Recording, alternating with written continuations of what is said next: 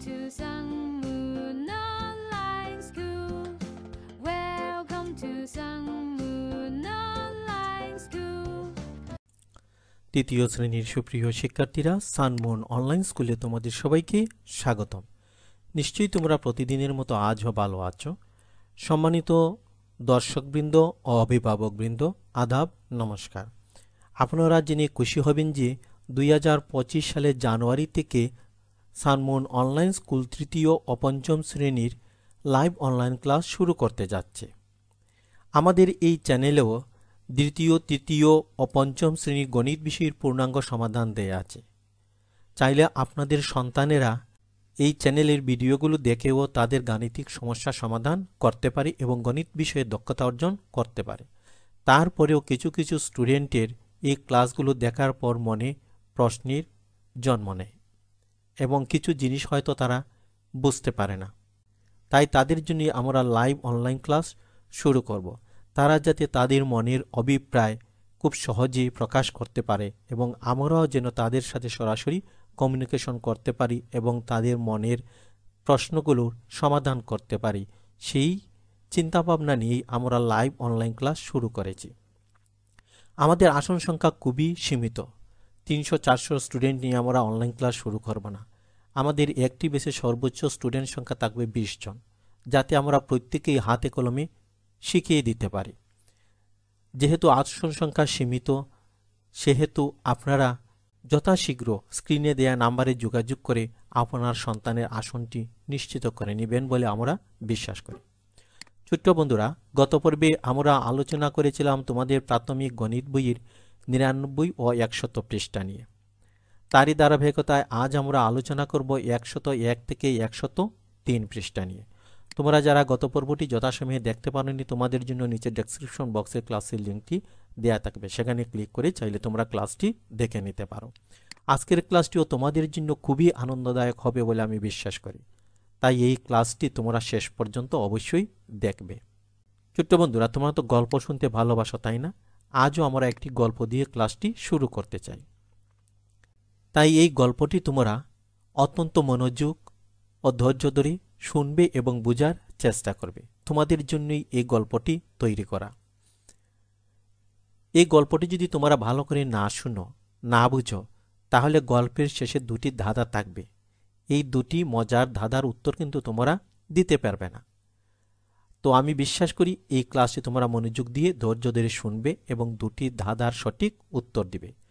তোমরা ইউটিউবের কমেন্ট বক্সে উত্তরগুলো দিতে পারবে না। এই ক্লাসটি আমাদের সানমুন অনলাইন স্কুল ফেসবুক পেজেও আপলোড করা হয়, তো তোমরা সেখানে কমেন্ট করে এই ধাঁধার দুটির উত্তর দিতে পারো।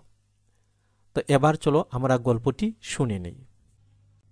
সীমা ও বাবু মেলায় গেল। মেলায় ঢুকতেই টিকিট কাটা লাগে। একজনের টিকিটের মূল্য 15 টাকা। এবার সীমা বাবুকে প্রশ্ন করল, আমি টিকিট কেনার জন্য কোন নোট বা ধাতব মুদ্রা দিব? বাবু বলল, এটা তো খুব সহজ। গতকাল ম্যাডাম ক্লাসে মুদ্রা ও মোট নিয়ে আলোচনা করেছিলেন, তোমার মনে নেই? হ্যাঁ, মনে পড়েছে। তাহলে তো একটি 10 টাকার নোট ও একটি 5 টাকার মুদ্রা দিলেই 15 টাকা হয়। কিন্তু আমরা দুজনের একসঙ্গে টিকিট কিনতে কত টাকা লাগবে? এক্ষেত্রে কোন কোন নোট বা মুদ্রা ব্যবহার করতে পারব? এবার বাবু বলল, এটাও সহজ। 15 টাকার সাথে 15 টাকা যোগ করলেই তো 30 টাকা হয়। এক্ষেত্রে আমরা 10 টাকার 3টি নোট ব্যবহার করতে পারি। সীমা ও বাবু 10 টাকার 3টি নোট দিয়ে 2টি টিকিট কিনে মেলার ভিতরে প্রবেশ করল। মেলায় বিভিন্ন ধরনের সুন্দর সুন্দর জিনিসপত্রের পসরা বসেছে। বাঁশি দেখে বাবু কিনতে চাইল, কিন্তু একটি বাঁশির দাম 50 টাকা। এদিকে সীমার পছন্দ হয়েছে একটি মাটির পুতুল, যার দাম 100 টাকা।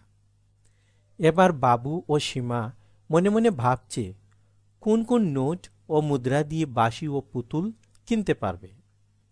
বাবু বলল, আমি একটি 50 টাকার নোট দিচ্ছি, আর তুমি একটা 100 টাকার নোট দাও।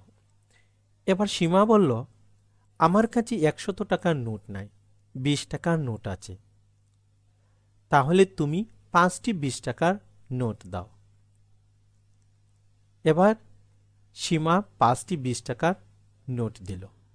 তারা বাঁশি ও পুতুল কিনে হাসি মুখে বাড়ি ফিরল। ছোট্ট বন্ধুরা, গল্পটি নিশ্চয়ই তোমাদের ভালো লেগেছে।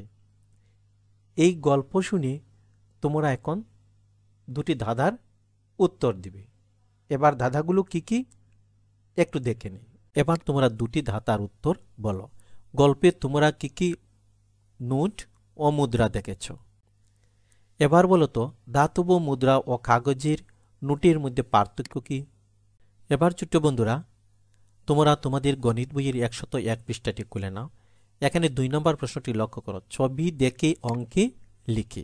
এই যে তোমরা একটি ছবি দেখতে পাচ্ছ, এই ছবিগুলো দেখে দেখে আমরা এখানে অঙ্কে লিখব। প্রথমটি দেখো, তোমাদের বোঝার সুবিধার জন্য করে দেয়া আছে। এখানে একটি 500 টাকার নোট আছে, এখানে 50 পয়সা, এখানে 25 পয়সা।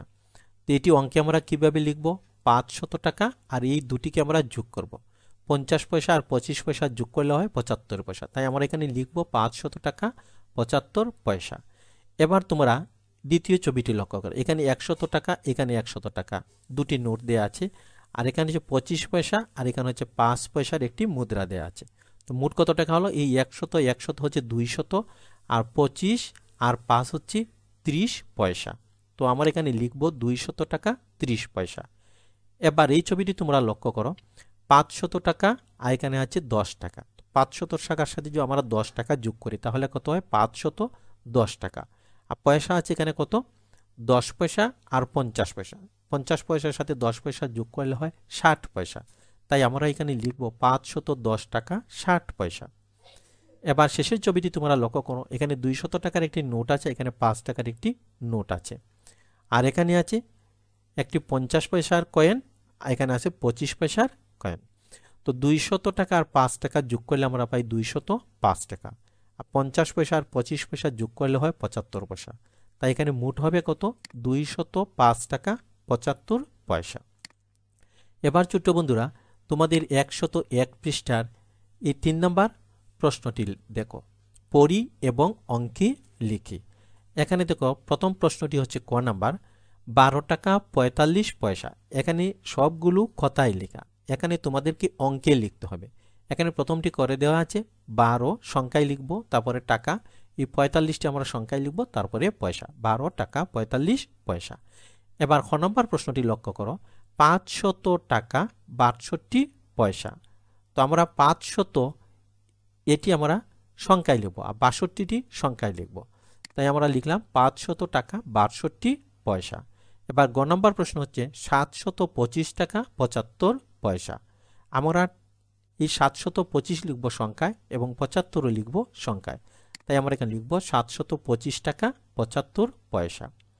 গ নম্বর হচ্ছে 1200 টাকা 50 পয়সা।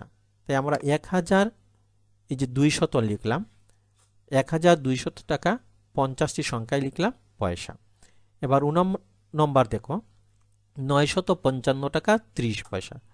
আমরা 955 লিখব সংখ্যায়, 955 টাকা 30 পয়সা। এবার 4 নম্বর হচ্ছে 3825 টাকা 32 পয়সা। এই যে 3825 টাকা 32 পয়সা। আশা রাখি তোমরা বুঝতে পেরেছ। এবার তোমরা 102 পৃষ্ঠাটি বের করো। এখানে একটি প্রশ্ন আছে, প্রশ্নটা আমি পড়ছি, তোমরা মনোযোগ দিয়ে শুনো ও বোঝার চেষ্টা করো। যদি 10 টাকার 2টি নোট এবং 500 টাকার 2টি নোট থাকে, তবে টাকার পরিমাণ কত? এবার সংখ্যাটা আমরা সমাধান করি। প্রথমেই তোমাদের বইয়ের রাফি বলছে সংখ্যার হিসাব যেভাবে করেছি এখানেও সেভাবেই করা যায়। এবার সংখ্যাটি আমরা সমাধান করি এবং বোঝার চেষ্টা করি। এখানে 10 টাকার কয়টি নোট? 2টি নোট। এই যে 10 টাকার 2টি নোট। আর 500 টাকার কয়টি নোট? 500 টাকারও 2টি নোট। এবার তোমরা একটু চিন্তা করো, এই 10 টাকার 2টি নোট সমান হচ্ছে 20 টাকার একটি নোট। কেননা 10 টাকার 2টি নোট ও 20 টাকা কিন্তু সমমূল্যের। আবার 500 টাকার 2টি নোট সমান হচ্ছে 1000 টাকার একটি নোট। অর্থাৎ 500 500 কত? 1000। কেননা 500 টাকার 2টি নোট ও 1000 টাকা সমমূল্যের। এবার আসো আমরা টাকার পরিমাণটি হিসাব করি। এখানে 500 টাকার দুটি নোট সমান কত? 1000 টাকা। এখানে 10 টাকার দুটি নোট সমান হচ্ছে এই যে 20 টাকার একটি নোট, অর্থাৎ 20 টাকা। তো 1000 টাকার সাথে আমরা যোগ করব 20 টাকা। 1000 টাকার সাথে 20 টাকা যোগ করলে আমরা কত পাই? 1020 টাকা। সুতরাং টাকার পরিমাণ হবে 1020 টাকা। এবার ছোট্ট বন্ধুরা, তোমরা 103 পৃষ্ঠার 2 নম্বর অঙ্কটি লক্ষ্য করো। এখানে দেখো 1 নম্বর অঙ্কটি হচ্ছে 5 টাকার 20টি নোট সমান কত? 5 টাকার 20টি নোট, 5 টাকার একটি নোট সমান 5 টাকা। তাহলে 5 টাকার 20টি নোট সমান অবশ্যই বেশি হবে। বেশি হলে কিন্তু গুণ করতে হয়। আমরা যদি 5 দিয়ে 20কে গুণ করি, 5 টাকার 20টি নোট সমান কত সেটি পেয়ে যাই। 5 দিয়ে যদি আমরা 20কে গুণ করি তাহলে 5 20-এ কত? 5 20-এ হচ্ছে 100 টাকা, অর্থাৎ 5 টাকার 20টি নোট সমান 100 টাকা। এবার আসো 50 টাকার 4টি নোট সমান কত? 50 টাকার একটি নোট সমান 50 টাকা, 4টি নোট সমান অবশ্যই বেশি হবে, অর্থাৎ 50কে যদি আমরা 4 দিয়ে গুণ করি তাহলেই মোট টাকা পেয়ে যাব। তো 4 50-এ কত? 4 50 হচ্ছে 200 টাকা।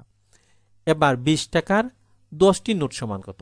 ঠিক একইভাবে আমরা 10 দিয়ে 20কে যদি গুণ করি তাহলেই আমরা পেয়ে যাব 10 20 200 টাকা। 4 নম্বর প্রশ্ন হচ্ছে 10 টাকার 5টি নোট সমান কত? 5 দিয়ে 10কে গুণ করলে কত হয়? 5 10-এ 50 টাকা। এবার 1 টাকার 100টি নোট সমান কত টাকা? আমরা যদি 1 দিয়ে 100কে গুণ করি তাহলে কিন্তু পেয়ে যাই। 1 দিয়ে 100কে গুণ করলে কত হয়? 100 টাকাই হয় এটা। এবার 2 টাকার 50টি নোট সমান কত টাকা? 2 দিয়ে যদি আমরা 50কে গুণ করি তাহলে কত হয়? 50 2-এ 100 টাকা। এবার 7 নম্বর অঙ্কটি লক্ষ্য করো।